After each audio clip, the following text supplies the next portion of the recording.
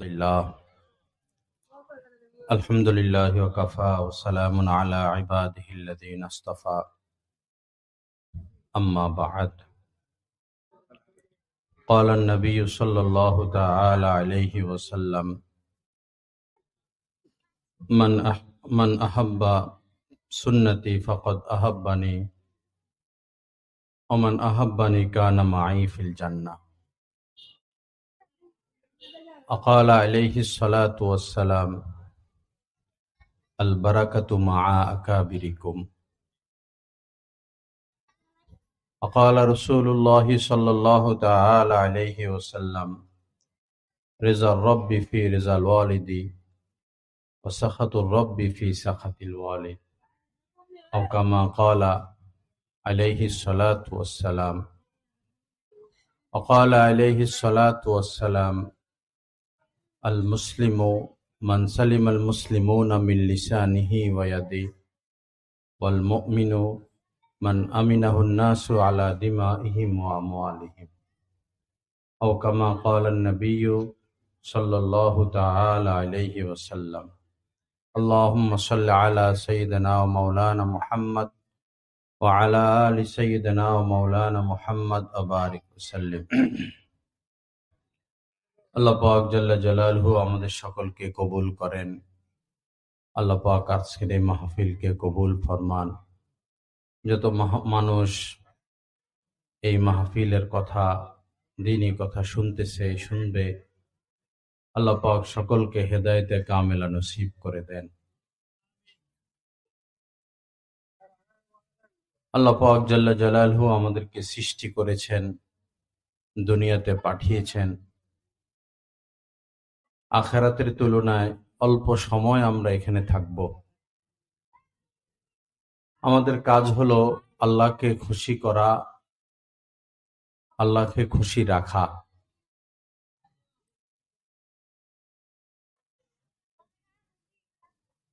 যে ব্যক্তি দুনিয়ার এই জমিনে আল্লাহকে খুশি রাখতে পারবে, তার না কোনো পেরেশানি হবে, না কোনো অস্থিরতা হবে, খুব সুখে শান্তিতে তার জীবন চলতে থাকবে। এবং আল্লাহ পাক জাল্লা জালালহুকে খুশি রেখে যারা দুনিয়া থেকে বিদায় নিবে, কবরের জিন্দিগিতে হোক, কিয়ামতের ময়দানে হোক, ফুলসেরাতে হোক, কোথাও তাদের কোনো টেনশন নাই।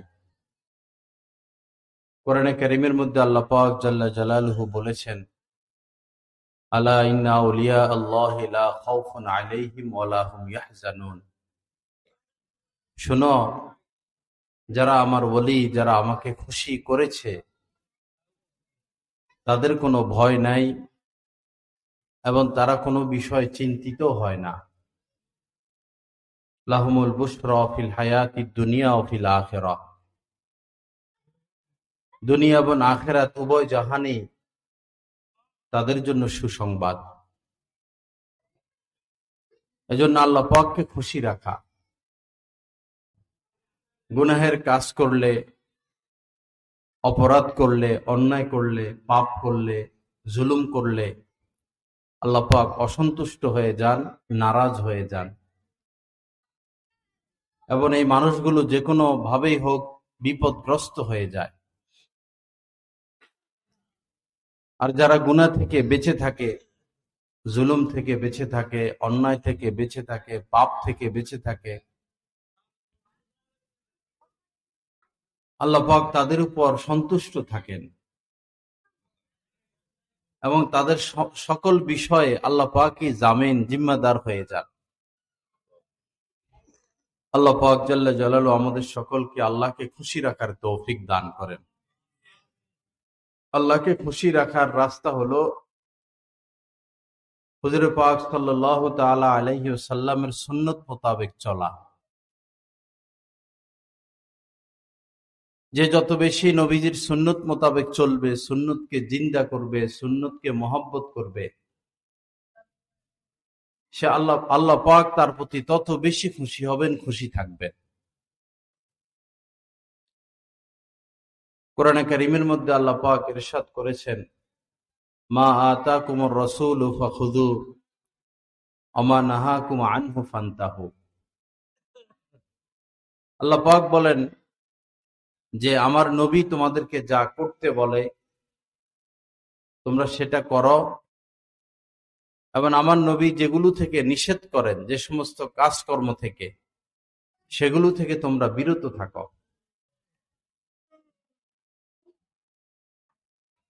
এজন্য নবীজির সুন্নত মোতাবেক চলা,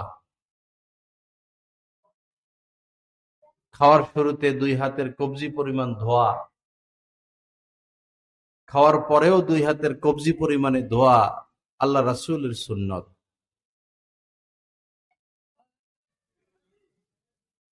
রাস্তাঘাটে কত মানুষের সাথে দেখা হয়, মুসলমানদের সাথে সাক্ষাৎ হলে আগে আগে সালাম দেওয়া নবীজির সুন্নত। এবং যাকে সালাম দেওয়া হলো তিনি উঁচু আওয়াজে, যিনি সালাম করলেন তিনি যেন শুনেন, এরকম উঁচু আওয়াজে তার সালামের জবাব দেওয়াও সুন্নত।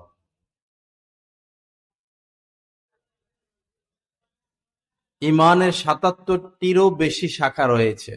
আল ঈমানু বিজউন ওয়া সাবউনা শু'বা ফাআফযালুহা কাওলু লা ইলাহা ইল্লাল্লাহ ওয়া আদনাহা ইমাতাতুল আযা আনিত তরিক। ইমানের সর্বনিম্ন যে শাখা, আমরা যে ইমান এনেছি মুমিন মুসলমান, এই ইমানের সর্বনিম্ন শাখা হচ্ছে রাস্তা থেকে কষ্টদায়ক জিনিস সরিয়ে ফেলা। আপনি হেঁটে যাচ্ছেন, এখন কোনো কলার খোসা পড়ে আছে, অথবা কোনো ইটের কণা, কোনো কাটা, কোনো কাঁচ ভাঙা, বোতল ভাঙা,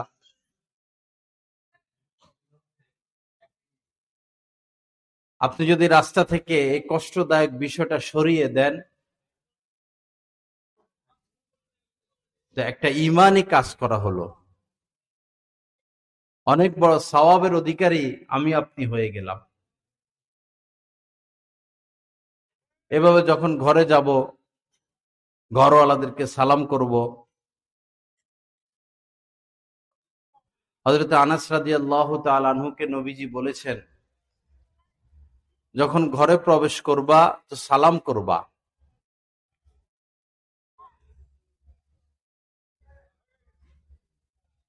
ঘরে প্রবেশে যদি সালাম করা হয়, ঘরের মধ্যে বরকত আসে, মনোমালিন্য দূর হয়। সমাজের মধ্যে দেখা যায় আপন 2 ভাই হয়তো কোনো কারণে একজনের সাথে আরেকজনের মনোমালিন্য, কথা হয় না। পিতা এবং সন্তান মনোমালিন্য, কথা হয় না। পাশাপাশি 2 বাড়ি 2 ঘর, কোনো কারণে ঝগড়া হলো, বিবাদ হলো, কথা হয় না। সালাম এমন একটা জাদু, এমন একটা মন্ত্র, যে আপনার দুশমন তাকেও যদি আপনি সালাম করেন, এক পর্যায়ে সে আপনার বন্ধু হয়ে যাবে। এজন্য ঘরে প্রবেশের সময় সালাম করলে, সালাম করতে থাকলে মায়ের সাথে মহব্বত বাড়বে, বাবার সাথে মহব্বত বাড়বে, স্ত্রীর সাথে মহব্বত হবে, সন্তানের সাথে মহব্বত হবে। কিছু কিছু ছেলে ফেলে সন্তানেরা এমন রয়েছে, মাকে সালাম দেয় না, বাবাকে সালাম দেয় না, শরম পায়। মা বাবাকে সালাম করতে শরম পায়। তা আসলে তারা শিক্ষা পায় নাই, দীক্ষা পায় নাই। এজন্য পিতা মাতার উচিত আগে সন্তানকে সালাম করা। আপনি ঘর থেকে বের হবেন, অফিসে যাবেন, দোকানে যাবেন, খেতে খামারে যাবেন, তো সালাম দিয়ে যাবেন। মা থাকলে মায়ের থেকে দোয়া নিয়ে যাবেন, বাবা থাকলে বাবার থেকে দোয়া নিয়ে যাবেন। শহরে যাবেন, মা বাবার থেকে দোয়া নিয়ে যাবেন। ফিরে আসা পর্যন্ত মা বাবা দোয়া করতে থাকবে। অনেকে এই কাজটা করে না, নিজের স্ত্রী সন্তান নিয়ে ব্যস্ত থাকে, মোবাইল নিয়ে ব্যস্ত থাকে, বন্ধু বান্ধব নিয়ে ব্যস্ত থাকে, বাবাকে সময় দেয় না, মাকে সময় দেয় না। তো এই বুড়া মা বাবা কার আশায় থাকে? কিসের আশায় তারা বেঁচে থাকবে? তাদের সময় কাটবে কিভাবে? এজন্য ঘর থেকে বিদায় নেওয়ার সময় মা বাবার সাথে সাক্ষাৎ করা, সালাম দেওয়া এবং দোয়া নেওয়া। ঘরে এসেও আগেই মা বাবার সাথে দেখা করা, তাদের জন্য কিছু নিয়ে আসা। আরেকটা সুন্নত হলো সফর থেকে ফিরার সময়, ঢাকা গেলেন, চট্টগ্রাম গেলেন, খুলনা গেলেন, বিদেশ থেকে আসতেছেন, তো ঘরওয়ালাদের জন্য কিছু হাদিয়া নিয়ে আসা, এটা নবীজির সুন্নত। বিশেষ করে বাবু থাকে, বাচ্চা থাকে, তারা আশায় থাকে আব্বু কিছু নিয়ে আসবে, তো অবশ্যই কিছু নিয়ে আসা, এর দ্বারা সন্তানদের সাথে মহব্বত হয়। তো ঘরে থেকে যাওয়ার সময় সালাম দিয়ে বের হওয়া, ঘরের লোকদের সাথে মহব্বতের সম্পর্ক রাখা, ভালোবাসার সম্পর্ক রাখা। কিয়ামতের আগে যে বিপর্যয়গুলো ঘটবে তার মধ্যে একটা হলো মহব্বত কমে যাবে, মায়া কমে যাবে, মায়া মহব্বত কমে যাবে। মা অসুস্থ, বাবা অসুস্থ, আপন ভাই অসুস্থ, আমাদের দেখা করার সুযোগ হয় না, একটু কাছে বসার সুযোগ হয় না, একটু সেবা করার সুযোগ হয় না। এটা অনেক বড় আফসোসের বিষয়, ভুলের বিষয়। হাক্কুল মুসলিমি আলাল মুসলিমি খামসুন, হাদিস শরীফের মধ্যে এসেছে, এক মুসলমানের উপর আরেক মুসলমানের 5টি হক, এই হক আদায় করতেই হবে। তার মধ্যে একটা হলো ইয়াদাতুল মারিদ। মারিজ মানে অসুস্থ, অসুস্থ লোকদের সেবা করা, তাদেরকে দেখতে যাওয়া। আপনার পাশের বাড়িতে কেউ অসুস্থ হলো, জ্বর, 2 দিন ধরে শোয়া, জ্বরে মানুষ বেশি কষ্ট পায়, খেতে পারে না, ঘুমাইতে পারে না, মাথা ব্যথা করে। আপনি যদি তাকে দেখতে যান, তার পাশে একটু বসেন, মাথায় একটু হাত বুলাইয়া দেন, সে অর্ধেক সুস্থ হয়ে যায়, খুশি হয়ে যায়, তার কষ্ট কমে যায়। আমার এরকম মনে আছে, ছোটকালে অসুখ হইতো, তো একলা একলা পড়ে থাকতাম। সবাই খেলাধুলা করে, ভাত খায়, গল্প করে, স্কুলে যায়, বিভিন্ন আনন্দে লিপ্ত। আমি একা একা এক রুমে পড়ে থাকতাম, অসুখ, অপেক্ষায় থাকতাম কেউ যদি আসতো। অসুস্থ লোকদের সেবা করা, দেখতে যাওয়া, এটা এক মুসলমানের উপর আরেক মুসলমানের হক। এটা তো মুসলমানের হক। যদি মায়ে অসুস্থ হয়, বাবা অসুস্থ হয়, স্ত্রী অসুস্থ হয়, সন্তান অসুস্থ হয়, তাহলে এই হক তো আরো আরো বেশি। আল্লাহ পাক আমাদেরকে সহি বুঝ দান করেন। এভাবে খুঁজে খুঁজে সুন্নতের উপর চলা, সুন্নত মোতাবেক আমল করা।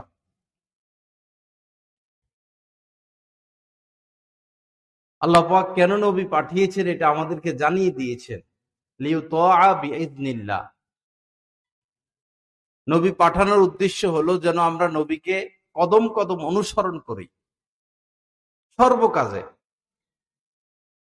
যেমন এখন আমরা বাড়ির দিকে ফিরবো, তো প্রথম যে কাজটা করব জুতা পরা। তো নবীজি জুতা পরাও শিখিয়েছেন, আগে ডান পায়ের জুতা পরা। জুতা পরার সময় বিসমিল্লাহ বলা, এরপরে বাম পায়ের জুতা পরা। আর জুতা যদি এমন হয় ভিতরে দেখা যায় না, স্যান্ডেল হলে তো দেখা যায়, জুতা ভিতরে দেখা যায় না, তখন এটা একটু ঝেড়ে নেওয়া, হয়তো ভিতরে কোনো পোকা টোকা থাকতে পারে। যেমন নবীজির সুন্নত হলো শোয়ার আগে 3 বার বিছানা ঝাড়া, 3 বার বিছানা ঝাড়া। অনেক পোকা আছে যেটা আমরা দেখি না, বিষাক্ত বা পিঁপড়া থাকতে পারে। অবশ্যই বিছানা 3 বার ঝাড়া। ঘুমের অনেকগুলো সুন্নত আছে। আগুন নিভিয়ে ঘুমানো, দরজা বন্ধ করে ঘুমানো, অজুর সাথে ঘুমানো, ঘুমানোর আগে মেসওয়াক করে নেওয়া। মেসওয়াকের অনেক বেশি গুরুত্ব। কোনো মানুষ যদি সেই ছোট কাল থেকে মেসওয়াক করে তো বুড়ো হওয়া পর্যন্ত তো তার দাঁত ঠিক থাকবে। দাঁত মূলত নষ্ট হয়, খাদ্য কণিকা দাঁতে থেকে যায়, দাঁতের চিপা চাপায় খাদ্য কণিকা থেকে যায়, পরে এটা পচে, পোকা হয়, দুর্গন্ধ হয়, দাঁত নষ্ট হয়। কিন্তু যারা মেসওয়াক করবে তাদের খাদ্য কণিকা থাকারও সুযোগ নাই, আর দাঁত নষ্ট হওয়ারও সুযোগ নাই।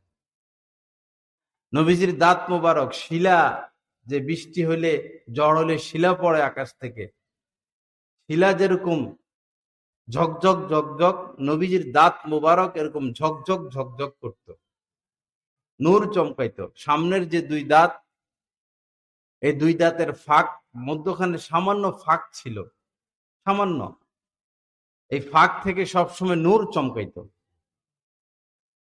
সবসময় নূর চমকাইত। তো চেষ্টা করবো মেসওয়াক করা, ঘুমের আগে মেসওয়াক করা, ঘুম থেকে উঠে মেসওয়াক করা, কোনো মজলিসে যাওয়ার আগে মেসওয়াক করা। মেসওয়াকে কোনো টাকা খরচ হবে না, এমন স্বাস্থ্যসম্মত। দেশ গ্রামে খেজুর গাছের ডাল পাওয়া যায়, বাগানে বুগানে অনেক গাছ পাওয়া যায়, একদম স্বাস্থ্যসম্মত। ব্রাশ তো, এই ব্রাশ করলে কিছু জিনিস ব্রাশের গোড়া জমে যায়, ব্রাশ করা নিষেধ না, বরং বর্তমান যেহেতু খাদ্যে সমস্যা, একবার ব্রাশ করে নেওয়া ভালো, 1-2 বার। কিন্তু মেসওয়াক না ছাড়া। তো ঘুমের আগে এরকম মেসওয়াক করে নেওয়া। এরপরে ডান কাত হয়ে শোয়া, এটা স্বাস্থ্যসম্মত ঘুম। ডান কাত হয়ে শোয়া, ডান হাতের তালু ডান গালের নিচে দিয়ে ডান কাত হয়ে শুয়ে পড়া। এরপরে আরাম মোতাবেক যেভাবে সুবিধা হয়, কিন্তু সূচনা এভাবে হওয়া চাই। এবং ঘুমের দোয়া পড়া, আল্লাহুম্মা বিসমিকা আমুতু ওয়া আহিয়া, আল্লাহ আপনার নামে ঘুমাইলাম আর আপনার নামে জাগ্রত হব। হাদিস শরীফের মধ্যে এসেছে, কেউ যদি আয়াতুল কুরসি পড়ে ঘুমায়, আয়াতুল কুরসি, আল্লাহু লা ইলাহা ইল্লা হুয়াল হাইয়ুল কাইয়্যুম, তো আল্লাহ পাক তার পক্ষ থেকে একজন হেফাজতকারী পাঠিয়ে দেন, অর্থাৎ একজন ফেরেশতা পাঠিয়ে দেন। এই লোক যতক্ষণ ঘুমাবে এই ফেরেশতা তাকে পাহারা দিয়ে রাখবে। তো 30 দিন যদি আপনি একজন পাহারাদার রাখেন আপনাকে পাহারা দিতে, তাহলে মাসের শেষে তাকে 15,000 টাকা বেতন দিতে হবে, তারা খাওয়াইতে হবে। তাও রাত্রিবেলার ডিউটিতে যারা ডিউটি দেয় তারা ঘুমাইয়া যায়। আর আপনার 15,000ও দিতে হবে না, থাকার জায়গাও দিতে হবে না, খানার জায়গাও দিতে হবে না, শুধু আয়াতুল কুরসিটা পড়বেন, একটা আয়াত। আল্লাহর পক্ষ থেকে একজন দারোয়ান আপনি পেয়ে গেলেন। পারবো না ইনশাআল্লাহ? যারা মুখস্থ পারি আয়াতুল কুরসি পড়ে নিলাম, যারা পারি না দেখে দেখে পড়লাম। বাচ্চারা অনেক সময় ঘুমের মধ্যে কান্না করে, ঘুম থেকে জেগে যায় চিৎকার করে, বিসমিল্লাহ পড়ে আয়াতুল কুরসি পড়ে এদেরকে ফু দিবেন। প্রয়োজনে 3 বার আয়াতুল কুরসি পড়বেন, পড়ে ফু দিবেন, ইনশাআল্লাহ কিছু হবে না। সাথে পাশাপাশি যদি ইয়া কাহারু, আল্লাহ পাকের নাম 21 বার পড়ে ফু দেন।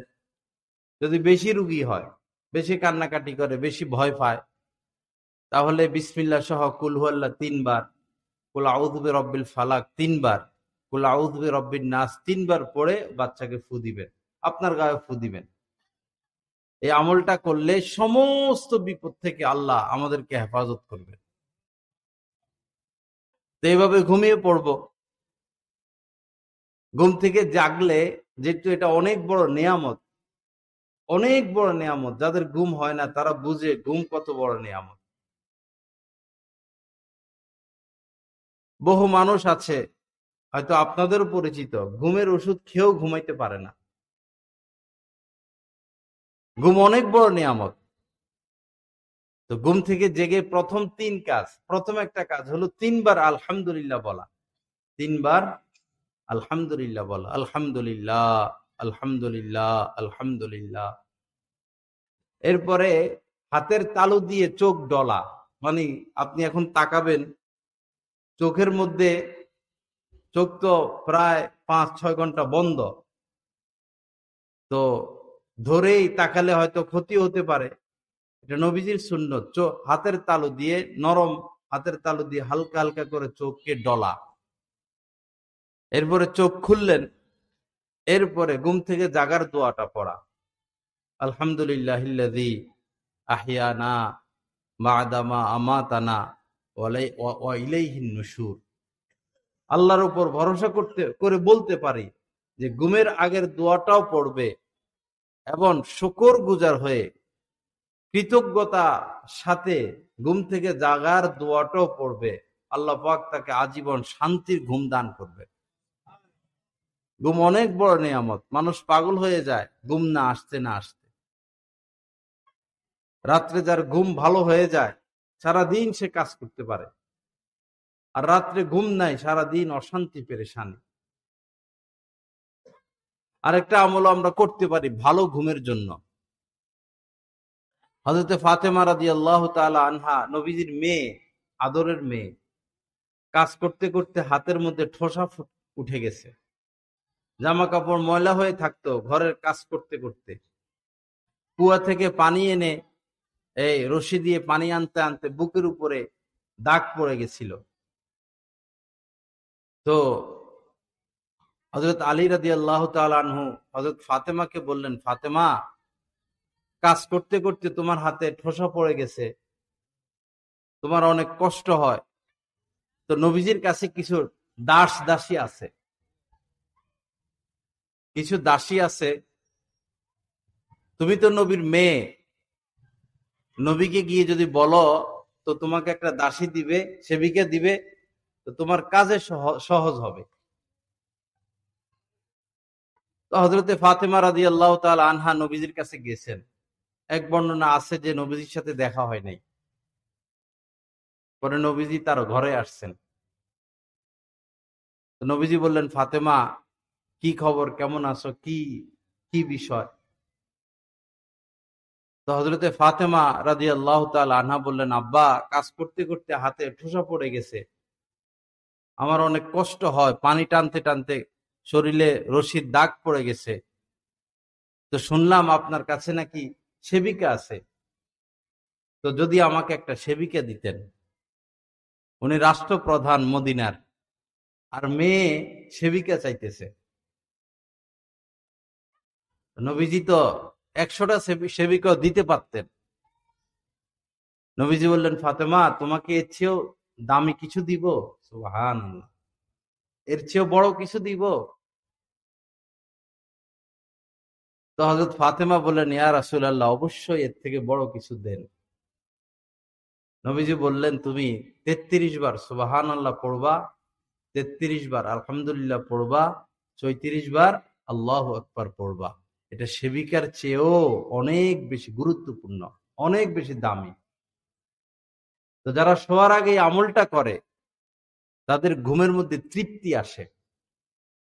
তো এখানে লক্ষণীয় বিষয়, নবীর কলিজার টুকরা মেয়েকে সেবিকা নবীজি দেন নাই। বর্তমানে দেখবেন যারা শহরে থাকে, কাজ না করতে করতে মোটা হয়ে যায়, ডায়াবেটিস হয়, প্রেসার হয়, এই রোগ সেই রোগ ওই রোগ। আর গ্রামে যে সমস্ত মহিলারা এখনো নিজের হাতে কাজ করে, এদের কিন্তু তেমন কোনো রোগ নাই, অসুখ নাই। ছোট কালে আমরা দেখতাম ধান কাইটে আনে মাত্র ক্ষেত থেকে, এই ধান মহিলারা এই দিনে দিনে এই ধান রে কেমনে কেমনে চাউল বানায় ভাত পাকায় খাইতো, ছিল কিনা এরকম? দিনে দিনে ওই মহিলাদের কোনো রোগ হইতো না, ওই মহিলাদের কোনো রোগ হইতো না। এখনো যদি মহিলারা কাজ শুরু করে, কাজকর্ম শুরু করে, কাজ মানে ব্যায়াম, তো এই সিজারও লাগবে না, প্রেসারের ওষুধও খাইতে হবে না, ডায়াবেটিসও তাদেরকে ধরবে না, মোটাও হবে না। এক তো হলো যে নবীজি বলেছেন রোগের কেন্দ্রবিন্দু হচ্ছে পাকস্থলী। রোগের কেন্দ্রবিন্দু কোনটা? পাকস্থলী। এবং হাদিসে আসছে যে যখন খানা খাইবা 3/1 যে চাহিদা খানার, চাহিদার 3/1 খেতে হবে। আপনি 3 প্লেট খানা খেতে পারবেন, তাহলে সুন্নত অনুযায়ী 1 প্লেট খাবেন। সমস্ত রোগের ওষুধ হচ্ছে এটা, কম খাওয়া। আমরা তো চাহিদা আর নাই, তাও আরো খাই। এমনও মানুষ দেখা যায় দাওয়াত খেতে যায়, পরে মাশাআল্লাহ এমন খানা খায় বাড়ি পর্যন্ত হাইটে আসতে কষ্ট হয়, পেট ব্যথা করে। তো এরকম নাদানের মতো না খাওয়া, কম খাওয়া, সিমসাম থাকা, সুস্থ থাকা। তো নবীজি তার মেয়েকে সেবিকা দেন নাই, জিকির দিয়ে দিছেন। এখানে ইশারা যে কাজ করো। নবীজি নিজের জুতা নিজের হাতে সিলাইতেন, বকরির দুধ নিজে দহন করতেন, নিজের জামা নিজে পরিষ্কার করতেন, ঘোড়া চালাইতেন, যুদ্ধ করতেন। নবীজিকে ফলো করতে হবে সর্বক্ষেত্রে। দুধ পান করতেন, মধু পান করতেন, জাইতুন তেল ব্যবহার করতেন। হ্যাঁ, হাদিসে আসছে কুলু জাইতা ওয়াদাহিনু বি, জাইতুন তেল, জাইতুন ফল খাও এবং তার তেল ব্যবহার করো। কেউ যদি জাইতুন তেল খায় আর মধু খায়, দুধ খায়, নবীজির পুরা জীবন ফলো করে, তার কোনো রোগই হবে না, রোগী হবে না। মেসওয়াক করবে, রাত্রে ঘুমিয়ে যাবে। শেষ রাত্রে নবীজি উঠতেন, আমাদের শুইতে শুইতে শেষ রাত্র হয়ে যায়। এসার পরে অতিরিক্ত কথা বলা নিষেধ, আর আমাদের এসার পরে কথা জমে, টেলিভিশন দেখতেই থাকে, দেখতেই থাকে, মোবাইল টিপতেই থাকে।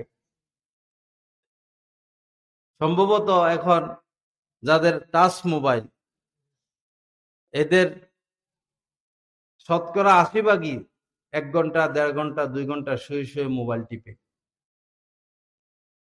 তো ঘুমের আগে যদি আপনি লম্বা সময় মোবাইলে এটা দেখেন, সেটা দেখেন, ভালো দেখেন, মন্দ দেখেন, এটা তো আপনার ব্রেনে কাজ করতে থাকবে, আপনার তো ঘুম আসার কথা না। মানুষের স্বভাব চরিত্র এত খারাপ ছিল না। যখনই এই নেট আসলো, অশ্লীলতা আসলো, হাতে হাতে মোবাইল আসলো, তখনই ব্যাপকভাবে মানুষ নষ্ট হয়ে গেল, বরবাদ হয়ে গেল। আল্লাহ পাক আমাদেরকে বেঁচে থাকার তৌফিক দান করেন। তো সর্বক্ষেত্রে আমরা নবীজিকে অনুসরণ করব। নবীজি সবসময় আগে সালাম দিয়ে দিতেন, আফসুস সালাম, আফসুস সালাম ওয়া আতিউত তুআম ওয়া সাল্লু লাইল ওয়ান নাসু নিআম। নবীজি বলেছেন যে সালামের প্রসার ঘটাও, বেশি বেশি সালাম দাও। সমাজের মধ্যে কোনো দ্বন্দ্ব থাকবে না, কোনো মারামারি থাকবে না, কোনো হানাহানি থাকবে না। যে আপনাকে মারতে আসছে, ছুরি লুকাইয়া বা পিস্তল, পকেটে পিস্তল, আপনাকে গুলি করবে, আপনি তাকে সালাম দেন, আসসালামু আলাইকুম রহমতুল্লাহ, কেমন আছেন ভাই? আর গুলি করতে পারবে? আমাদেরকে মাঝে মধ্যে ডাকাতে ধরে রাত্রে মাহফিল করে যাইতে, তো আমরা সালাম দিই, মুসাফা করি, পরে এরা হাসা দেয়, খুশি হয়, কয় হুজুর যান যান। মোহব্বত। সালাম হলো জাদু, সালাম দিবেন। আপনি মরে গেলে ওই লোকটা স্মরণ করবে যে উনি হাসি মুখে আমাকে সালাম করতেন, ভালো মানুষ ছিল। আপনি কবরে শুয়ে থাকবেন, কবরের পাশ দিয়ে হেঁটে যাইতে ওই লোকের, মানুষের কথা মনে পড়বে, এই যে শুয়ে আছে আমাদেরকে সালাম দিতেন, ভালো মানুষ ছিল, সৎ মানুষ ছিল। আল্লাহ এটা ফলো করেন, এটার মূল্যায়ন করেন। কেউ দুনিয়া থেকে বিদায় নিলে দুনিয়ার মানুষের তার ব্যাপারে কি মন্তব্য, আল্লাহ এটা ফলো করেন। মানুষের সাথে সৎ আচরণ, ভালো আচরণ, সৎ ব্যবহার, কাউকে শত্রুর কাতারে না রাখা, বন্ধুর কাতারে রাখা। যে আপনার সাথে শত্রুতামি করে আপনি তাকে বন্ধুর কাতারে রাখবেন, বন্ধুর ন্যায় আচরণ করবেন। যে আপনার সাথে দুশ্মনীর আচরণ করে আপনি তার সাথে বন্ধুর ন্যায় আচরণ করবেন।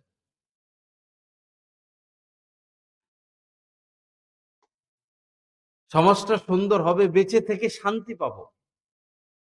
অমুকের সাথে দুশ্মনী, তমুকের সাথে দুশ্মনী, এ জায়গায় মামলা, সেই জায়গায় মামলা, এর বিরোধিতা তার বিরোধিতা, এতে জীবনটা সুন্দর হয় না। কয়দিন আর বেঁচে থাকবো? একটু শান্তিতে বেঁচে থাকলাম, রিক্সাওয়ালার সাথে দেখা, মহব্বতের কথা, চায়ের দোকানের সাথে দেখা, মহব্বতের কথা, খোঁজ খবর নেওয়া, এটা তো আমাদের দায়িত্ব। নবীজি বাজারে যাইতেন, যাইয়া সবার সাথে কথাবার্তা বলতেন, খোঁজ খবর নিতেন।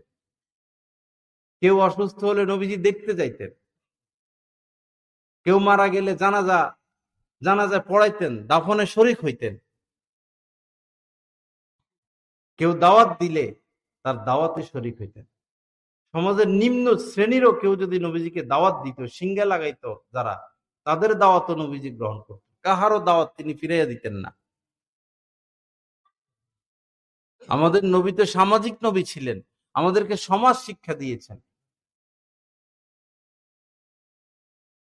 আজ মুসলমানদের মধ্যে কত দ্বন্দ্ব, কত দল, কত গ্রুপ, এগুলোর তো কোনো প্রয়োজন ছিল না।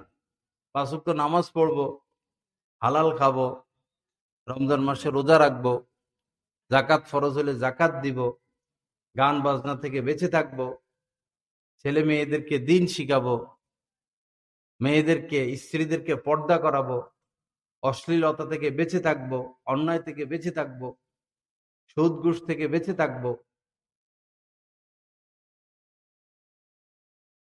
কত সুখের জীবন আমাদের হইতো যদি আমরা কোরআন সুন্নাহ মোতাবেক চলতাম। আজ ফিলিস্তিনের উপর কত বিপদ, কত বিপদ। এই বিপদ আমাদের উপরও আসতে পারে যদি আমরা আল্লাহকে ভুলে যাই। আর আল্লাহ বলছেন, আমাকে ভুলে গেলে আমিও ভুলে যাব। আল্লাহকে ভুলে গেলে আল্লাহ ভুলে যাবে। আল্লাহ পাক জাল্লা জালালু আমাদেরকে কবুল করেন, আমাদেরকে কোরআন হাদিস মোতাবেক চলার তৌফিক দান করেন। তো সুন্নত জিন্দা করা সর্বকাজে। ঘরে প্রবেশের আরো কিছু সুন্নত আছে। আমাদের এখন বেশিরভাগ মানুষেরই স্বামী স্ত্রীর মধ্যে দ্বন্দ্ব, ভেজাল। দেখেন ইসলাম কি সুন্দর। নবীজি বলছেন, ঘরে যখন প্রবেশ করবা, হ্যাঁ, একটা হলো সালাম, একটা হাসি মুখে প্রবেশ করা। দেখেন কারবারটা, দেখেন কি মুখে প্রবেশ করতে হবে, হাসি মুখে। তো সাধারণত স্ত্রী দরজা খুলে দেয়, আপনি হাসি মুখে যদি ঘরে প্রবেশ করেন, আপনার স্ত্রীর দিকে যদি হাসি মুখে তাকান, স্ত্রী হাসবে কিনা, হাসবে কিনা, হাসবে। তো সারাদিনের দ্বন্দ্ব তো শেষ, ভেজাল শেষ। দুজন মিনমিশের সাথে থাকবেন, একজন আরেকজনের অর্ধাঙ্গিনী, স্বামী স্ত্রী, স্ত্রী স্বামীর অর্ধাঙ্গিনী। আল্লাহ পাক লেবাস বলেছেন, হুন্না লিবাসুল্লাকুম, তোমাদের স্ত্রী তোমাদের পোশাক, ও আনতুম লিবাসুল্লাহ হুন্না, আর তোমরা তাদের পোশাক। মানুষ পোশাকের কত যত্ন করে, স্ত্রীর যত্ন মানুষ এতটা করে না। আবার স্ত্রীর স্বামীরা তো যত্ন করে না পোশাকের যত যত্ন করে। মহিলারা শাড়ি ধুইয়া ইস্ত্রি করে আলমারিতে ঢুকে রাখে ভাঁজ করে, আবার কি কি রাখে যেন ঘ্রাণ বাইর হয়, পোকা না ধরে। কি যত্ন শাড়ির, স্বামীরা তো যত্ন তারা করে, বাস্তবে করে না। আবার স্বামীরাও নিজের পোশাকের কি যত্ন, জুতার কি যত্ন, জামার কি যত্ন, স্ত্রীর যত্ন অতটা করা হয় না। আল্লাহ পাক বলছেন তারা তোমাদের পোশাক, তোমরা তাদের পোশাক। পোশাক বলতে পোশাকের ন্যায়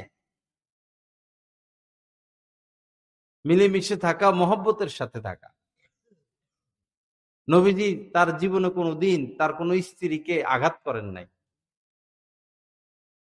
কোনো আম্মাজানের গায়ে তিনি হাত তোলেন নাই। আম্মাজান আয়েশা সিদ্দিকা রাদিয়াল্লাহু তাআলা আনহা বলেছেন, নবীজি জিহাদের ময়দান ছাড়া কোন খাদেমের গায়ে কোনোদিন হাত তোলেন নাই, কোন গরিবের গায়ে, কোন মানুষকে তিনি হাত দিয়ে আঘাত করেন নাই, তার স্ত্রীদের কেউ না। নবীজি ধমকও দিতেন না। হযরত আনাস রাদিয়াল্লাহু তাআলা আনহু 10 বছর নবীজির খেদমত করছেন। খাদামতু রাসূলুল্লাহ সাল্লাল্লাহু আলাইহি সাল্লাম আশারা সিনিনা ফামা ক্বালা লি উফকাতু।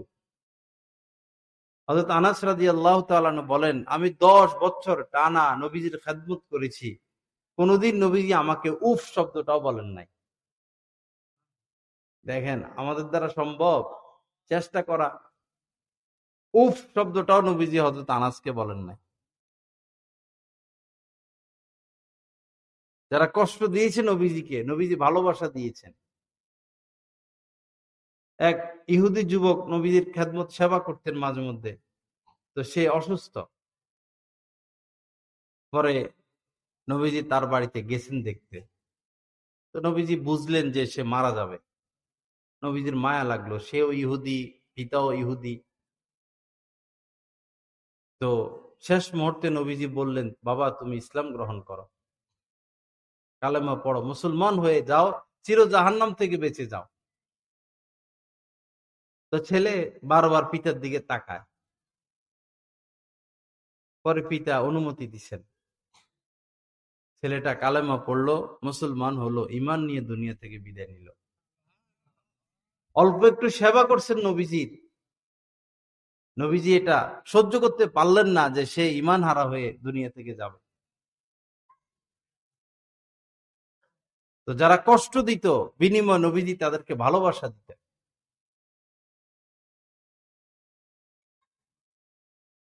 ওই যে বুড়িমার কিচ্ছা শুনছেন না আপনারা?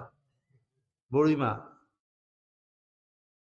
অনেক বড় বোঝা নিয়ে বুড়িমা চলে যাচ্ছে এলাকা ছেড়ে।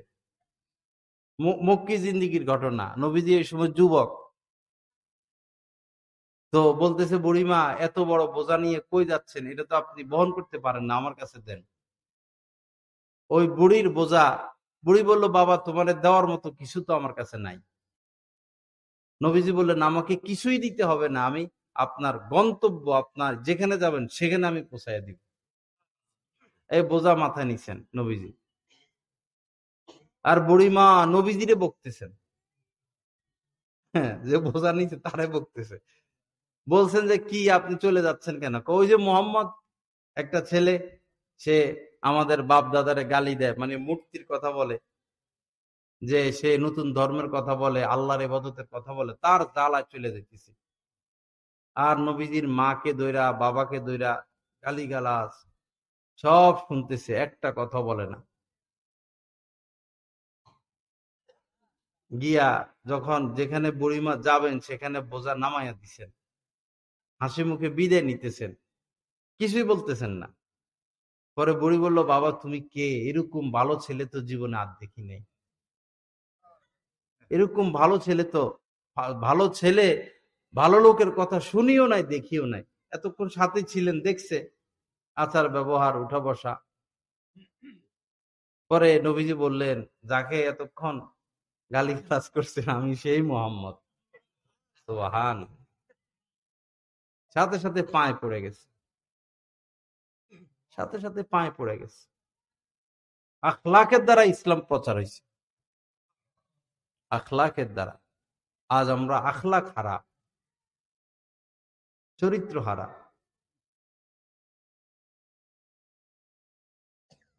নবীজি বলেছেন যে চরিত্রের পরিপূর্ণতার জন্য,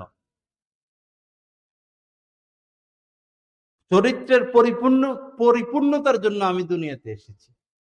উত্তম চরিত্র শিক্ষা দেওয়ার জন্য। রাস্তাঘাটে কত মহিলারা আসা যাওয়া করে, মেয়েরা আসা যাওয়া করে, তাদের দিকে আমাদের তাকানো নিষেধ।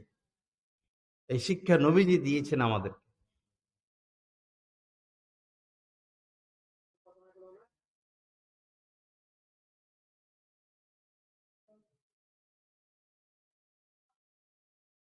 হালাল খেয়েছেন সারা জীবন। সৎকার খেজুর রাখা ছিল, তো হযরত হাসান তো ছোট ছিল ওই সময়, নাতি ছোট ছিল, হয়তো 6-7 বছর বয়স। তো ছোট মানুষ ওই খেজুর মুখে নিছেন, নবীজি সাথে সাথে বললেন, হাসান ছি ছি, ফেলে দাও ফেলে দাও, আমাদের জন্য সৎকা নিষেধ। নবীজি এই শিখেছেন, আর আমরা সুদের টাকা বাচ্চাকে খাওয়াই, ঘুষের টাকা বাচ্চাকে খাওয়াই।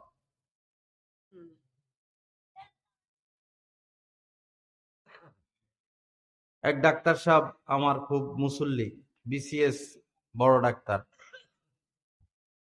এক হাসপাতালের আবাসিক ডাক্তার, সরকারি, এখন বিদেশ চলে যাবেন। হুজুর অন্যায় তো করতে পারি না, এখানে থাকলে অন্যায় করতে হবে, এই 2 লাখ টাকা বিল বানাই দিতাম, 3 লাখ টাকার বিল বানাই দিতাম, এই করতাম সেই করতাম। এখন এই অন্যায় থেকে বাঁচার জন্য বিদেশ চলে যাবে। আপনি খান না তো তাতে কি হয়েছে, আপনি চুপ থাকেন, সাইন করে দেন।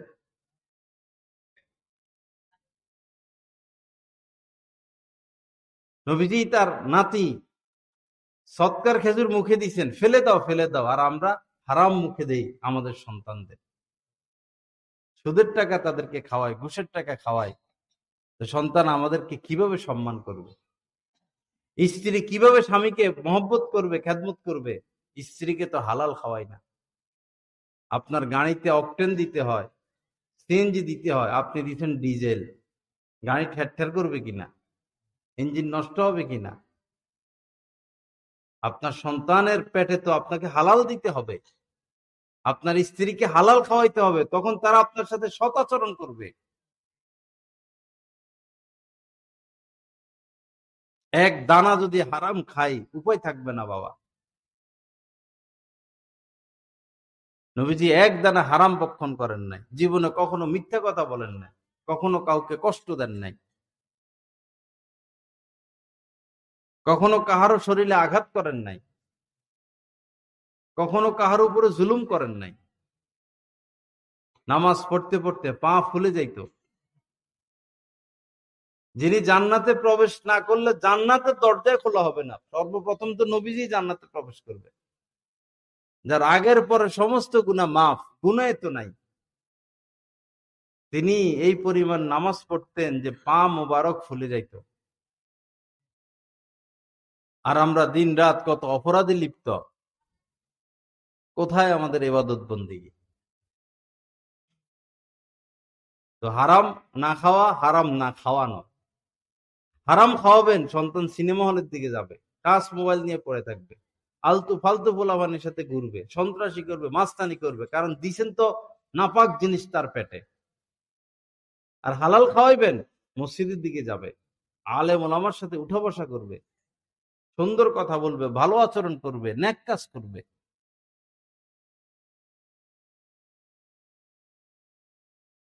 হালাল হারামের সাথে ভালো মন্দের সম্পর্ক।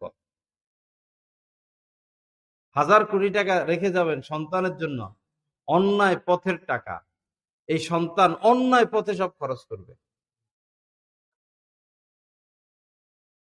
1000 কোটি টাকাও সন্তানটা খাইয়া শেষ করে ফেলতে পারে। তো দামি দামি মদ খায়, ভুলের মধ্যে আছে মানুষ। আমাদের বৈরবে একজন আছে, এক সন্তান এত টাকা কামাইতেছে, কোটি কোটি টাকা কামাইয়া ফেলছে, বেশিরভাগই হারাম পথে। পরে পরে আর কি হবে, সন্তান এগুলো হারাম ভাবে ব্যয় করবে। তাদের বংশের মধ্যে আছে যে বাপ দাদারা কামাইয়া গেছে হারাম পন্থায়, পরবর্তীরা মদ গাঁজা খাইয়া শেষ করছে, পরে বিটে বাড়িও বিক্রি করে দিছে। যত টাকাই থাকুক না মানুষের, যারা 3 কাজে লিপ্ত হবে ওই ব্যবসা টিকবে না, ওই টাকা টিকবে না। 1000 কোটি টাকার ব্যবসা, 3 কাজে লিপ্ত হয়েছে ওই ব্যবসায়ী, ব্যবসা থাকবে না।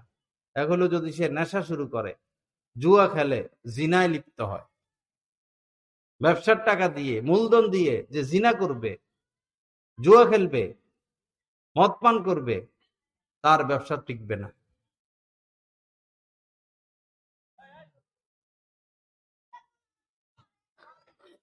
আল্লাহ পাক জাল্লা জালালু আমাদের সকলের প্রতি মেহেরবানি করেন। তো যাই হোক ভাইরা, নবীজির সুন্নতকে জিন্দা করা। তো ঘরে প্রবেশের সময় মুখ বেজার কইরা অন্ধকার কইরা ঢুকবো কিভাবে? হাসি মুখে, হাসি মুখে বাচ্চাদেরকে আদর করবেন। নবীজি হযরত হাসান রাদিয়াল্লাহু তাআলা আনহুর মুখে চুমু খেলেন। তো এক লোক বলতেছে, ইয়া রাসূলুল্লাহ, আপনি বাচ্চাদের মুখে চুমু খান? আমার তো 10টা বাচ্চা, কোনোদিন আমি চুমু খাই নাই। তো নবীজি বললেন, তোমার হৃদয়টা যদি শক্ত হইয়া যায়, কঠিন হইয়া যায়, তো আমার কি করার আছে? বাচ্চাদেরকে আদর করবেন, তো তাদের ভিতরে ভালোবাসা সৃষ্টি হবে। আমরা বাচ্চাদেরকে আদরও করি না। আদর করতে হয়, আদর পাবো, ভালোবাসলে ভালোবাসা পাবো। সাধারণ জনগণকে যদি ভালোবাসি, ভালোবাসা পাবো। আপনি চা খাইতে বসছেন, একজন বসে রয়েছে বেচারা, হয়তো পকেটে টাকা নাই বা এই কোনো সমস্যা, তারাও 1 কাপ চা খাওয়াইয়া দিলেন। রাস্তা দিয়ে কেউ হেঁটে যায় এলাকার, বা দোকানে বসে না, পাশে আছে, ডাক দিলেন, বসেন একসাথে চা খাই। বা এটা না মজা, 4-5 জনে মিলে খাওয়া। একা একা খাওয়ার মধ্যে কি শান্তি, কি মজা। আপনি আজকে চা খাওয়াই দিলেন, আরেকদিন উনি আপনারা খাওয়াইবে না? এটাই তো মহব্বত।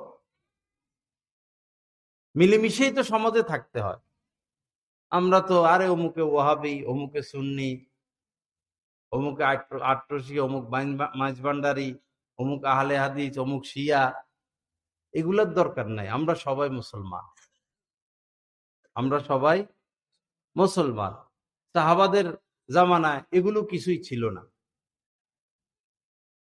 এক পরিচয় ছিল যে আমরা মুসলমান, রাসূলের উম্মত। আজান হইলে মসজিদে চলে যাইতেন, এখন আজান হইলে আমরা মসজিদে যাই না, বসে বসে ওয়াহাবি সুন্নি নিয়া ঝগড়া। চেহারার রং পরিবর্তন হয়ে যেত সাহাবায়ে কেরামের। আজান দিছে, আল্লাহু আকবার। আল্লাহু আকবার মানে কি? আল্লাহ সবচেয়ে বড়। এখন আর কিছু নাই, দোকান ঠাস ঠাস বন্ধ হয়ে যাবে, কাজকর্ম ঠাস ঠাস বন্ধ হয়ে যাবে, সকল কাজ এখন স্থগিত। এখন আল্লাহ বড়, আল্লাহর ডাকে সাড়া দিতে হবে। নামাজের আজান দেয়, মসজিদে যায় না, আর বসে বসে ওয়াহাবি আর সুন্নি, ওয়াহাবি আর সুন্নি, ওয়াহাবি আর সুন্নি, এগুলা নিয়ে ব্যস্ত। এগুলো কোরআনে হাদিসে কোথাও আছে? কেউ দেখাইতে পারবে যে আল্লাহ আল্লাহ কোথায় কইছেন যে ওয়াহাবি হও, আল্লাহ কোথায় কইছেন যে সুন্নি হও, আল্লাহ কোথায় কইছেন আহলে হাদিস হও, শিয়া হও, মাইজভান্ডার হও? কইছেন এগুলো? কি কইছেন? নামাজি হও। কি হইতে কইছেন? কুতিবা, কুতিবা আলাইকুমুস সিয়াম, রোজাদার হও। আকিমুস সালাহ, নামাজি হও। যাকাত প্রদানকারী হও, সৎ মানুষ হও,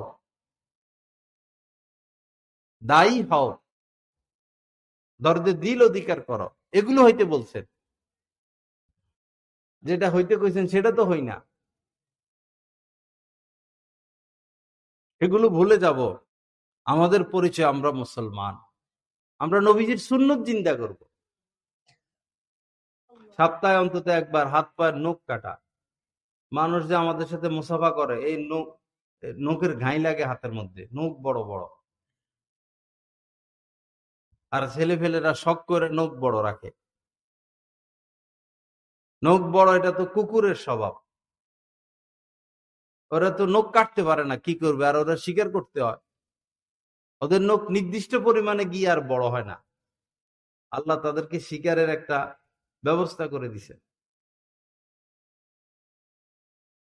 জন্তু জানোয়ারের স্বভাব নখ বড় থাকা, মানুষের স্বভাব না। একটু সেজে গুজে থাকা, পরিপাটি থাকা।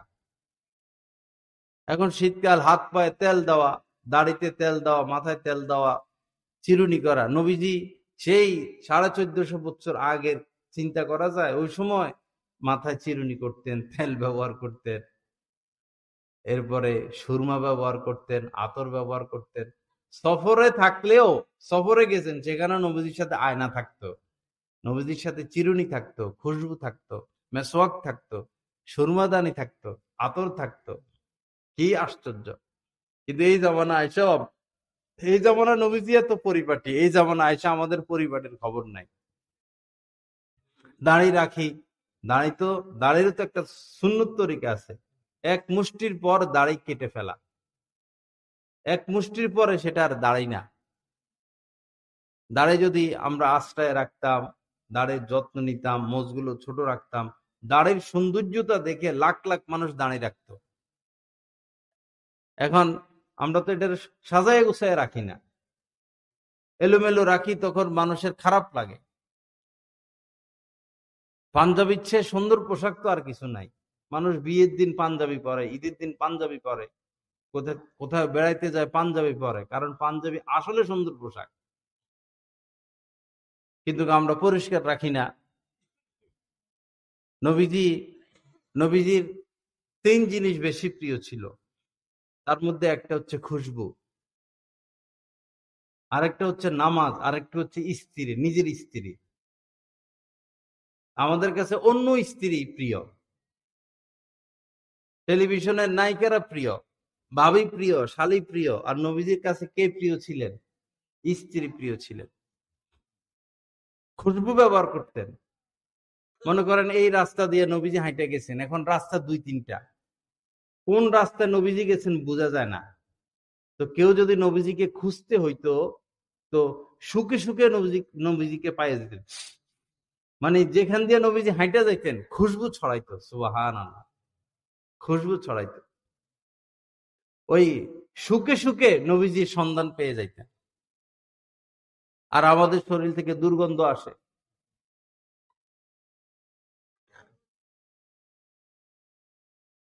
আমরা পরিষ্কার পরিচ্ছন্ন থাকি না, রাখি না। বিশেষ করে মহিলারা পরিষ্কার থাকে না। তাদেরও কাজ আছে, বাচ্চা কাচ্চা লালন পালন করে, যত কিছু হোক, স্বামী আসার আগে পরিষ্কার থাকা, স্বামী আসার আগে হাত মুখ ধুয়ে ফেলা, মেসওয়াক করে ফেলা, ড্রেস পরিবর্তন করা, প্রয়োজনে খুশবু ব্যবহার করে নেওয়া। স্বামী আসার আগে পরিপাটি হয়ে যাওয়া। স্বামী যেমন চান স্ত্রী ওরকম ভাবে তৈরি হওয়া। স্বামী সন্তুষ্ট, আল্লাহ সন্তুষ্ট। হাদিস শরীফের মধ্যে এসেছে, আইয়ুম রাতিন মাতাত, কোন মহিলা যদি এমন ভাবে মারা যায়, জাওজুহা আনহা রদিন, তার স্বামী তার উপর সন্তুষ্ট, স্বামীকে সন্তুষ্ট রেখে, খুশি রেখে কোন স্ত্রী যদি মারা যায়, দাখালাতিল জান্নাহ, নবীজি বলেন সোজা সে জান্নাতে চলে যায়। স্বামীকে সন্তুষ্ট রাখা।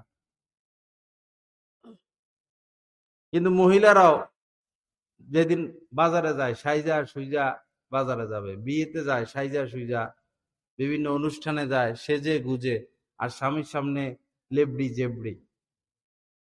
এটা ঠিক না। স্ত্রীর সাজ গোজ সৌন্দর্যতা স্বামীর জন্য, স্বামীরও সাজ গোজ সৌন্দর্যতা স্ত্রীর জন্য। তখন সংসারটা সুখের হবে, সুখময় হবে। আল্লাহ আমাদেরকে তৌফিক দান করেন। আল্লাহ পাক কোরআন সুন্নাহ মোতাবেক চলার তৌফিক দান করেন। তো সুন্নতের রঙে নিজেকে সাজাই। ওয়াজ তো সারা বছর হবে না। সুন্নতের রঙে নিজেকে সাজাই। সুন্নতের চেয়ে সুন্দর আর কিছু নাই। এখন যাব মাহফিল শেষে, রাস্তার ডান পাশ দিয়ে হেঁটে হেঁটে যাব। রাস্তা দিয়ে হাঁটার সময় নবীজির সুন্নত, না ডাইনে তাকানো, না বামে তাকানো, না উপরে তাকানো, নিচের দিকে। প্রয়োজন হলে ভিন্ন কথা, বাকি স্বাভাবিক হলো নিচের দিকে তাকিয়ে হাঁটা। কষ্টদায়ক কিছু পড়ে আছে সরিয়ে দেওয়া, রাস্তা না আটকানো, রাস্তা না আটকানো, এটা বড় খারাপ কাজ। বিভিন্ন বাজারে দেখা যায় এই হকাররা রাস্তায় বসে থাকে, রিক্সা দাঁড়া করে রাখে, সিএনজি দাঁড়া করে রাখে, অন্য গাড়ি যাইতে পারে না। এগুলো ঠিক না। রাস্তা আটকানো নিষেধ, রাস্তায় বসতে রবিজি নিষেধ করছেন, মানুষের কষ্ট হবে এই কারণে। বাসায় গিয়ে বিসমিল্লাহ পড়ে ঘরে প্রবেশ করব।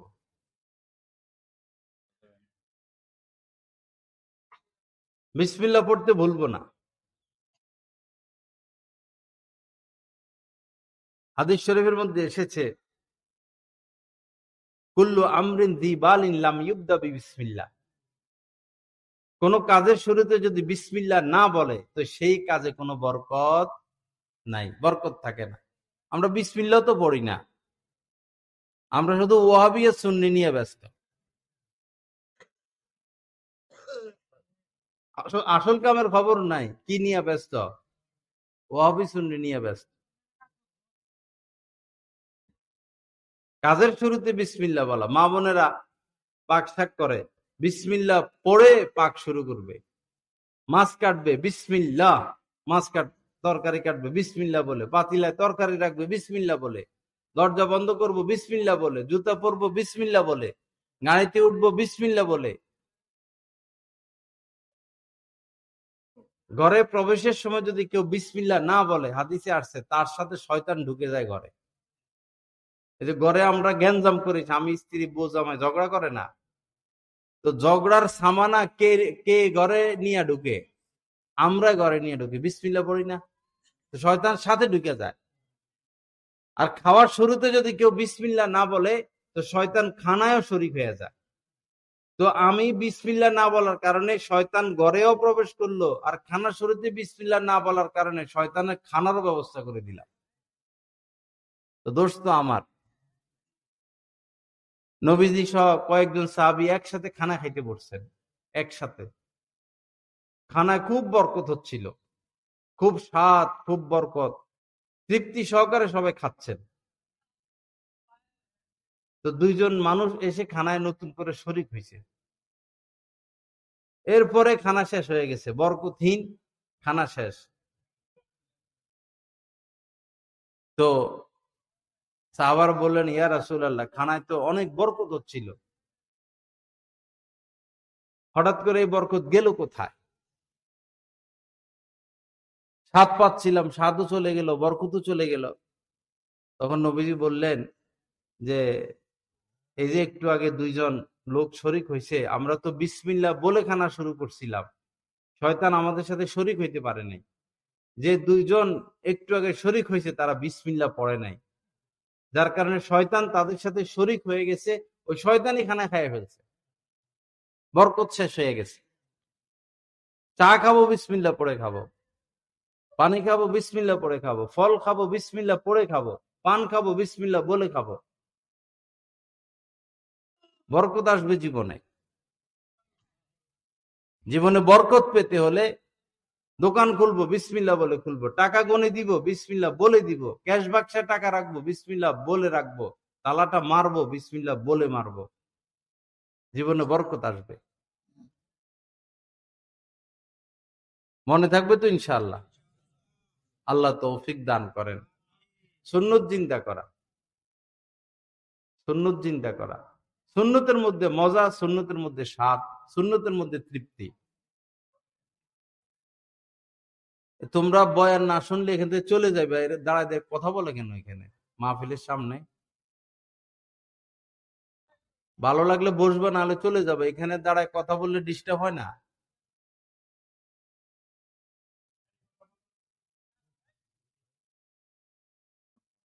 আস্তাগফিরুল্লাহাল্লাযী লা ইলাহা ইল্লা হুয়াল হাইয়ুল কাইয়্যুম ওয়া আতুবু ইলাইহি।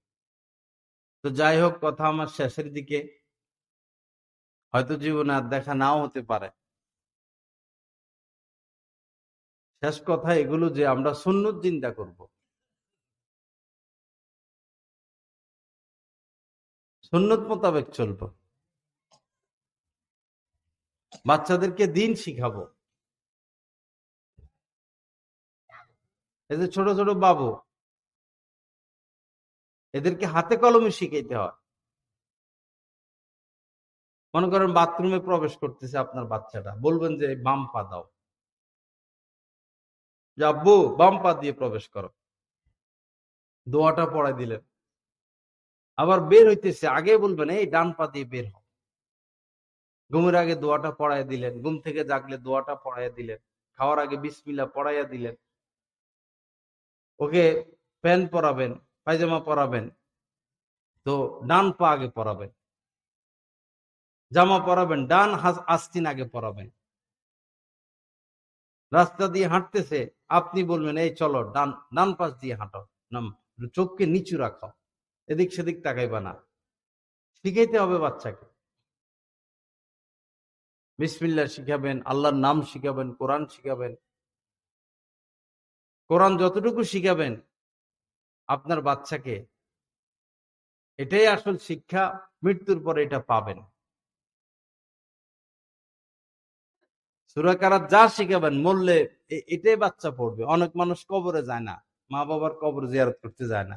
কি ব্যাপার? কিছু শিখায় নাই তো মা বাবা, কবরের কাছে যায় কি কমু? আসলেও কিছু পারে না, আলহামদু সূরাও পারে না। আলহামদু সূরাটা পারে না, তো কবরের পাশে যায় কি করব? নামাজ পড়ে না, কয় কিছু শিখায় নাই মা বাবা, গরিব ছিলাম, এই সেই। তো শিখায় নাই, এখন শিখে ফেলুন।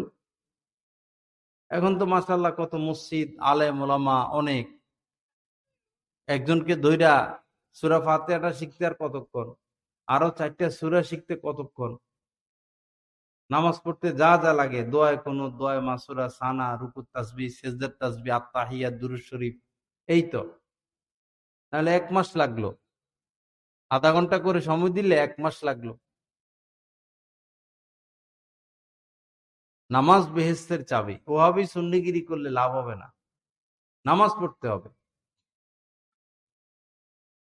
হজ ফরজ হজ করতে হবে, জাকাত ফরজ জাকাত দিতে হবে। কিয়ামতের দিন সর্বপ্রথম নামাজের হিসাব হবে। আউয়ালু মা ইউহাসাবু বিহিল আবদু ইয়াউমাল কিয়ামাহ আস-সালাহ। কিয়ামতের দিন সর্বপ্রথম নামাজের হিসাব। আর নামাজই হচ্ছে বেহেশতের চাবি। নামাজ পড়লে জীবনটা স্বাচ্ছন্দ্য বোধ মনে হয়, সুখী সুখী লাগে, শান্তি লাগে, আরাম লাগে, তৃপ্তি লাগে, মজা লাগে। চেহারা একটা নূর আসে, জীবনে বরকত আসে।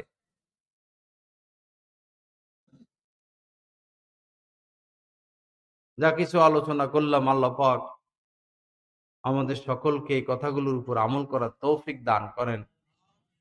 আল্লাহ পাক জাল্লা জালালু আমাদেরকে সুন্নত মোতাবেক জীবন গড়ার তৌফিক দান করেন।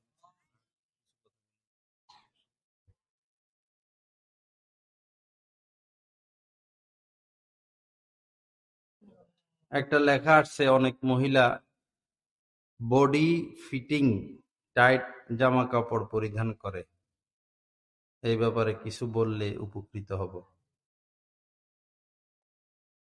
মহিলা তো পর্দায় থাকার বস্তু। অকর্ণা ফি বুয়ুতিকুন্না, আল্লাহ পাক বলছেন তোমরা ঘরে থাকো। ওয়ালা ইউবদিনা যিনাতাহুন্না, আল্লাহ পাক বলছেন নারীরা যেন তাদের সৌন্দর্যতা প্রকাশ না করে পরপুরুষের সামনে। এখন টাইট ফিট জামা পরলে তো গোপন অঙ্গ প্রকাশ পায়, পরপুরুষ এগুলো দেখে। এটা তো হারাম, গুনাহে কবিরা।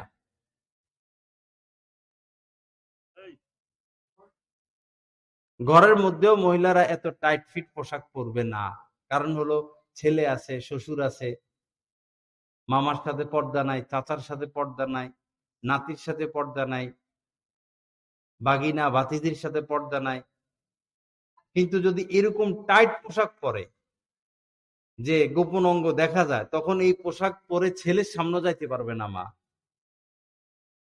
মেয়ে ভাইয়ের সামনে আসতে পারবে না, কারণ এটা তো অশ্লীল। এই যে বাজারে পাওয়া যায় মেয়েদের জামা হাতা নাই, পুরা একটা 15-16 বছরের মেয়ে জামা পরে হাতা নাই, পুরা হাত খালি, অথবা একটা নেট লাগায় রাখে।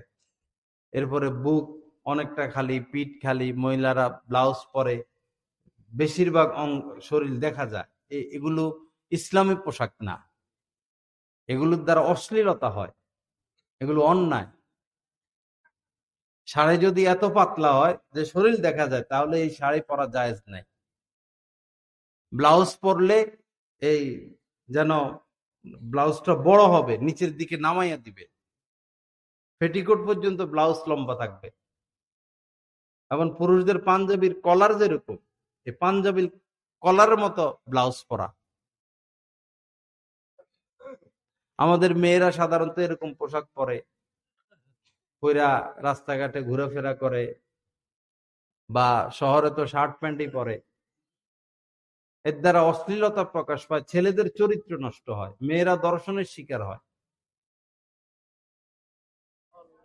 আল্লাহ পাক আমাদেরকে এরকম অশ্লীল পোশাক পরিহার করে চলার তৌফিক দান করেন, বাচ্চাদেরকে ভালো পোশাক পরানোর তৌফিক দান করেন।